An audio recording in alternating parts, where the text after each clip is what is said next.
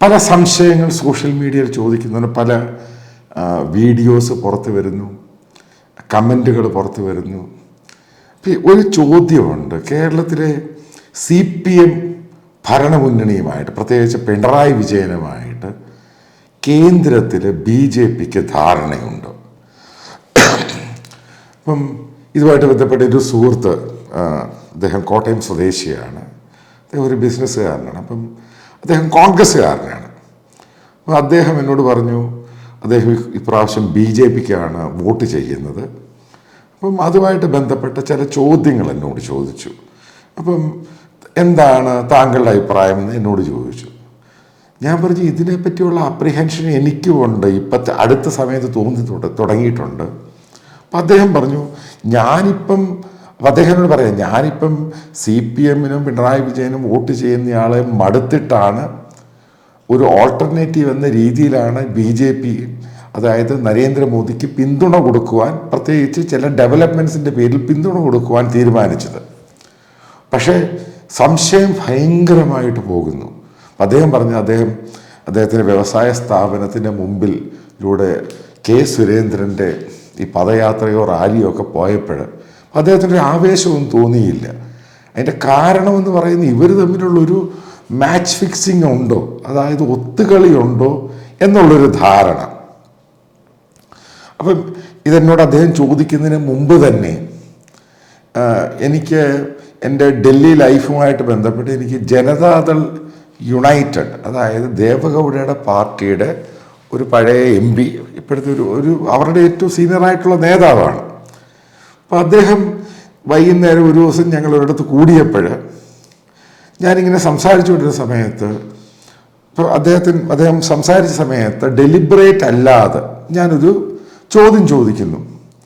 ഈ പിണറായി വിജയൻ എന്ന് പറഞ്ഞ കേരളത്തിൻ്റെ മുഖ്യമന്ത്രി ദേവഗൗഡയോട് ആവശ്യപ്പെട്ടോ നരേന്ദ്രമോദിക്ക് പിന്തുണ അവരുടെ ഒരു സഖ്യകക്ഷിയായിട്ട് കർണാടകയിൽ വരണോ വേണ്ടായോ എന്ന രീതിയിൽ? അദ്ദേഹം പറഞ്ഞു, ഉറപ്പായിട്ടും, അല്ലാതെ 90 വയസ്സുള്ള ദേവഗൗഡ ഈ കാര്യത്തിൽ എന്തിനാ കള്ളം പറയുന്നത്? അപ്പം അദ്ദേഹം യാദർച്ഛികമായിട്ട് ചോദിച്ചു കഴിഞ്ഞപ്പോൾ, പത്രക്കാർ ചോദിച്ചു കഴിഞ്ഞപ്പോൾ, ഇത് പിണറായി വിജയൻ ഇങ്ങനെ പറഞ്ഞു എന്ന് ആ വന്യ വയോധികൻ പറഞ്ഞു എന്നുള്ള സത്യമാണ്. അത് പിണറായി വിജയനുമായിട്ടുള്ള കോൺവെർസേഷൻ്റെ ഭാഗമായിട്ടുണ്ടായത്. പിന്നീട് അദ്ദേഹം പറഞ്ഞത് കോൺഗ്രസ് ഒരിക്കലും ഭരണത്തിൽ വരുത്തില്ല എന്നുള്ളതും ഡിസ്കഷൻ ഉണ്ടായി ഈ പിണറായി വിജയനുമായിട്ടും ദേവഗൗഡയുമായിട്ടും. പിന്നെ കോൺഗ്രസ്സിന് പിന്തുണ കൊടുത്തിട്ട് ഏത് രീതിയിലാണ് ഒരു പൊളിറ്റിക്കൽ പാർട്ടിക്ക്, റീജിയണൽ പൊളിറ്റിക്കൽ പാർട്ടിക്ക് മുന്നോട്ട് പോകാൻ സാധിക്കുന്നത്? ഇതും ഡിസ്കഷൻ ഉണ്ടായി. അതായത് വളരെ കൺഫേം ചെയ്ത റിപ്പോർട്ടാണ് പിണറായി വിജയൻ, അതായത് കേരളത്തിലെ മുഖ്യമന്ത്രി മുൻ പ്രധാനമന്ത്രി ദേവഗൗഡയോട് BJPയുടെ കൂടെ നിന്നാൽ മതി ഘടകകക്ഷിയായിട്ടെന്ന് ആവശ്യപ്പെട്ടു. ഇത് ഞാൻ ഒരാളോടല്ല, പല നേതാക്കന്മാർ, BJPയുമായിട്ടുള്ള നേതാക്കന്മാരോടും കോൺഗ്രസിൻ്റെ നേതാക്കന്മാരോടും കർണാടകയിൽ നിന്നുള്ള നേതാക്കന്മാരോട് ചോദിച്ചപ്പോഴാണ് കേരളത്തിൻ്റെ മുഖ്യമന്ത്രിയുടെ സ്റ്റാൻഡ് ഇതാണ്, കോൺഗ്രസിൻ്റെ കൂടെ നിൽക്കേണ്ട, BJPയുടെ കൂടെ നിന്നാൽ മതി എന്ന് കേരള മുഖ്യമന്ത്രി അഭിപ്രായപ്പെട്ടു. ഇനി അടുത്തൊരു ചോദ്യം, ഈ 38 or 40 പ്രാവശ്യം എങ്ങാണ്ടാണ് ഈ SNC ലാവലിൻ കേസുമായിട്ടുള്ള ചാർജ് ഷീറ്റ് ഹൈക്കോടതി അത് തള്ളിക്കളഞ്ഞു. അത് പിന്നെ സുപ്രീം കോടതിയിൽ CBI അത് ക്വസ്റ്റ്യൻ ചെയ്യാൻ വേണ്ടി അത് കൊടുത്തു.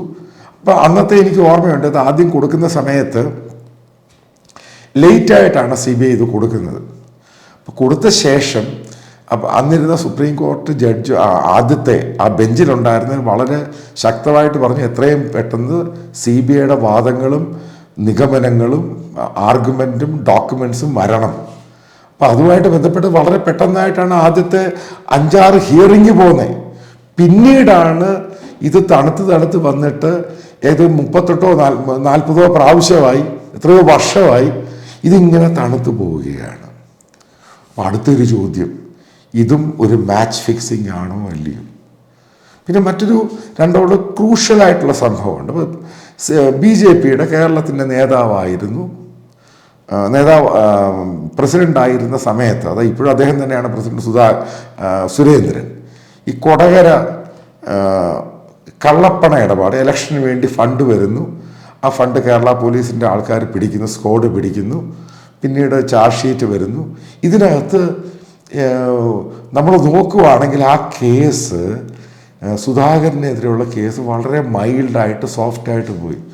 അതായത് വളരെ സീരിയസ് ആയിട്ടുള്ള കേസാണിത്, ചെറിയ കേസൊന്നുമല്ല. ഇലക്ഷൻ്റെ അകത്ത് കള്ളപ്പണം കൊണ്ടുവരുന്നു, ഇതെങ്ങോട്ടാണ് വരുന്നത്, എവിടുന്നാണ് വരുന്നത്, ഇതിനെപ്പറ്റിയുള്ള അന്വേഷണമൊന്നുമില്ല. എവിടുന്ന് ഈ പണം വന്നത്, അതിനെപ്പറ്റി അന്വേഷണം ഉണ്ടായോ? ഇല്ല. അത് സുരേന്ദ്രൻ തന്നെ പറയും, സുരേന്ദ്രന് വേണ്ടി വന്ന പണമാണെന്ന് പറയുന്നു. ഇതിൻ്റെ റൂട്ട് എവിടുന്ന് വന്നു, എങ്ങനെ പോയി, ഇതിനെപ്പറ്റി അന്വേഷണമൊന്നുമില്ല. വളരെ സീരിയസ് ആയിട്ടുള്ള ഇലക്ഷനുമായിട്ട് ബന്ധപ്പെട്ട കേസാണ്. അതേപോലെ തന്നെ കാസർഗോഡ് ഒരു കാൻഡിഡേറ്റിനെ പിന്മാറാൻ വേണ്ടി അദ്ദേഹത്തിന് പാരിതോഷികവും പണം കൊടുക്കുന്നു.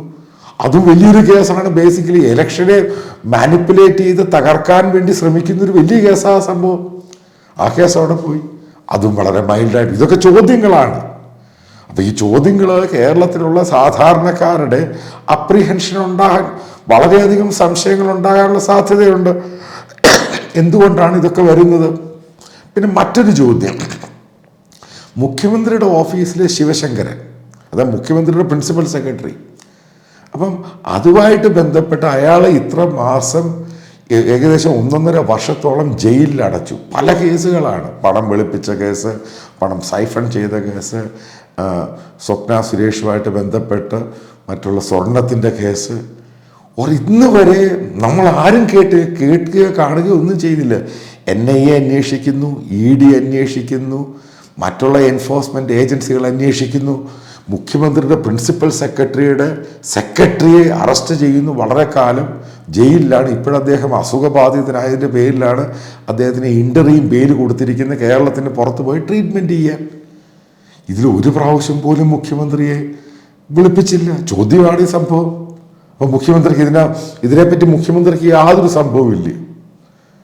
അതായത് സ്വപ്ന സുരേഷ് എന്ന് പറഞ്ഞാൽ അവരുമായിട്ട് ബന്ധപ്പെട്ട് ഇത്രമാത്രം അഴിമതിയും സംഭവങ്ങളും ഒരു സിസ്റ്റം മുഴുവനും താറുമാറായി. അപ്പോൾ മുഖ്യമന്ത്രിക്ക് ഇതിനെപ്പറ്റി യാതൊരു അറിവുമില്ലേ? ഈ ചോദ്യമാണ് ഈ സംഭവം. ആ കേസ് എന്താ, എവിടെ പോയി? മുഖ്യമന്ത്രിയെ ചോദ്യം ചെയ്തില്ല. അവസാനം മാസപ്പടിയുമായിട്ട് ബന്ധപ്പെട്ട് പ്രൈമാ ഫേസിയാണ് സംഭവം. മുഖ്യമന്ത്രിയുടെ മകൾ വീണ. അപ്പോൾ എൻ്റെ ആ സുഹൃത്ത് തന്നെ ചോദിച്ചു, ഇപ്പം പെട്ടെന്ന് എന്തെങ്കിലും ഉണ്ടാകും, ഇതൊക്കെ ഉണ്ടാകും എന്ന് പറഞ്ഞ് കേസ് പെട്ടെന്ന് വരുന്നു, പെട്ടെന്ന് ഇത് തണുക്കുന്നു. എവിടെയാണ് മുഖ്യമന്ത്രിയുടെ മകളുടെ അഡ്രസ്സ് കൊടുത്തത്? കാരണം എക്സലോജിക്ക എന്ന് പറഞ്ഞ കമ്പനി അടച്ചു പൂട്ടി. അപ്പോൾ ഇപ്പം താമസിക്കുന്നത് എന്താ? മുഖ്യമന്ത്രിയുടെ മകളുടെ ഭർത്താവ് മന്ത്രിയാണ്, പിതാവ് മുഖ്യമന്ത്രിയാണ്. അഡ്രസ്സ് കൊടുത്തിരിക്കുന്ന AKG സെൻ്ററാണ്. അപ്പം അതിനെപ്പറ്റിയും ഫർദർ ഒന്നും ഉണ്ടാകുന്നില്ല. ഇപ്പം ഇതാണ് ഒരു മാച്ച് ഫിക്സിംഗ് ഉള്ള ചോദ്യം. നോർമലായിട്ട് ആൾക്കാർ ചോദിക്കുന്നൊരു ചോദ്യമാണ്. അതാണ്. പിന്നീട് എൻ്റെ ഒരു സംഭവം എന്ന് പറയുന്നത്, ഇപ്പം പ്രധാനമന്ത്രിയെ സംബന്ധിച്ചിടത്തോളം കോൺഗ്രസ് BJP ഇതര മുഖ്യമന്ത്രിമാരെ നോക്കുകയാണെങ്കിൽ, അപ്പം മമതാ ബാനർജിയുമായിട്ട് ഈ പറയുന്ന ലോഹ്യമൊന്നും അല്ല, സ്റ്റാലിനുമായിട്ടും ഈ പറയുന്ന ലോഹ്യമൊന്നും അല്ല. അപ്പം നോൺ BJP മുഖ്യമന്ത്രിമാരെ എടുക്കുകയാണെങ്കിൽ പ്രധാനമന്ത്രിക്ക് ലോഹ്യമായിട്ടുള്ള കുറച്ച് നല്ല ടോക്കിംഗ് ടൈംസ് ആണെങ്കിലും കാര്യങ്ങൾ പറയുമ്പോഴും, അതായത് നമുക്കറിയാമല്ലോ ഓരോരുത്തരുടെ ബോഡി ലാംഗ്വേജ് നമുക്ക് വളരെ കൃത്യമായിട്ടറിയാം. പ്രധാനമന്ത്രി കൽക്കട്ടയിൽ പോകാൻ നേരത്ത് അവിടുത്തെ മുഖ്യമന്ത്രി എയർപോർട്ടിൽ വരത്തില്ല. ഇപ്പം ചന്ദ്രശേഖർ റാവു, അതായത് തെലങ്കാന മുഖ്യമന്ത്രി ആയിരുന്ന സമയത്ത് ഇന്ത്യൻ പ്രധാനമന്ത്രി ഹൈദരാബാദിൽ പോകുമ്പോഴും അവിടുത്തെ മുഖ്യമന്ത്രി എയർപോർട്ടിൽ വരില്ല. സ്റ്റാലിൻ്റെ സ്വഭാവം അങ്ങനെ തന്നെയാണ്. അപ്പം അതുമായിട്ട് കമ്പയർ ചെയ്യുമ്പോൾ ഒരു നോൺ BJP മുഖ്യമന്ത്രിമാരിലും ഈ പറയുന്ന പിണറായി വിജയനുമായിട്ട് ബന്ധമുണ്ട്. അപ്പം ഇത് ചോദ്യമാണ് സംഭവം. അപ്പോൾ ഇവർ തമ്മിലുള്ള അല്ലെങ്കിൽ BJPയുമായിട്ടുള്ള ഒരു ബന്ധം, ബ്രിഡ്ജ് വളരെ സോളിഡാണോ അല്ലയോ? അപ്പം ദേവഗൗഡയുടെ ഇഷ്യൂ എടുക്കാം, മറ്റു പല കേസുകൾ എടുക്കാം, BJP സംസ്ഥാന പ്രസിഡന്റിൻ്റെ ഇഷ്യൂ എടുക്കാം, ശിവശങ്കരനുമായിട്ട് ഗോൾഡിൻ്റെ ഇടപാടും കള്ളപ്പണ ഇടപാടും ആ ഇഷ്യൂ എടുക്കാം, മുഖ്യമന്ത്രിയുടെ മകളുടെ ഇടപാട് അതിൻ്റെ ഇഷ്യൂ എടുക്കാം. ഇപ്പം നമ്പർ ഓഫ് ഇഷ്യൂ. എന്താണ് സംഭവിച്ചത്? പിന്നെയും ചോദ്യമുണ്ട്. ഇപ്പം കേജ്രിവാളിനെതിരെയുള്ള ഇഷ്യൂ, അപ്പം അതുമായിട്ട് ബന്ധപ്പെട്ട് പ്രത്യേകിച്ചൊന്നുമില്ലായിരുന്നു. 2 മന്ത്രിമാരെ പിടിച്ച് അകത്തിടുന്നു, കേജ്രിവാളിനെ അകത്തിടാൻ പോകുന്നു. അപ്പോൾ എന്തുകൊണ്ടാണ് ഈ പറയുന്ന കേരള മുഖ്യമന്ത്രിയുമായിട്ടുള്ള സോഫ്റ്റ് കോർണർ ആണോ, അതോ മുഖ്യമന്ത്രി ദേവഗൗഡയോട് പറയുന്നു പ്രധാനമന്ത്രിയുടെ കൂടെ പാർട്ടിയിൽ നിന്നാൽ മതി, കോൺഗ്രസിന്റെ കൂടെ നിൽക്കണ്ട എന്ന് പറയുന്നു. ഇതൊക്കെ വളരെ ബ്ലാക്ക് ആൻഡ് വൈറ്റ് ആയിട്ട് പല ചോദ്യങ്ങൾ കേരളത്തിലുള്ള വോട്ടേഴ്സ്, സാധാരണക്കാരായിട്ടുള്ള വോട്ടേഴ്സും BJPക്ക് സപ്പോർട്ട് ചെയ്യുന്നവരും ചോദിക്കാൻ തുടങ്ങി. അതായത് വളരെയധികം സംശയങ്ങളാകാൻ തുടങ്ങി. ഇതിനൊരു ഉത്തരം കേരളത്തിലെ BJP ആണെങ്കിലും സെൻട്രൽ ലീഡർഷിപ്പ് ആണെങ്കിലും കൊടുക്കുന്നത് വളരെ നന്നായിരിക്കും. കാരണം നിങ്ങൾക്ക് ഒരു വോട്ടേഴ്സിനെ കൺഫ്യൂഷനിൽ നിർത്തിയിട്ട് അവരുടെ വോട്ട് ചോദിക്കാൻ പറ്റുകയില്ല. അത് വളരെ ക്രിസ്റ്റൽ ക്ലാരിറ്റിയാണ്. അപ്പൊ എന്താണ് ഇതിന്റെ പുറകിലുള്ള സംഭവം, എന്താണ് യഥാർത്ഥത്തിൽ ഉണ്ടായത്, ഈ പറയുന്ന കേന്ദ്ര ഏജൻസികൾ എന്താണ് ഇൻവെസ്റ്റിഗേഷൻ ചെയ്തിട്ട് അതിന്റെ ഔട്ട്പുട്ട് എന്താണ് ഉണ്ടായത്, ഇതിനെപ്പറ്റി ഒരു ധാരണ ഉണ്ടാകണം. അതായത് നിങ്ങൾക്ക് ഷാഡോ ബോക്സിൽ നിർത്തി ജനങ്ങളെയും വോട്ടേഴ്സിനെയും കൺഫ്യൂസ്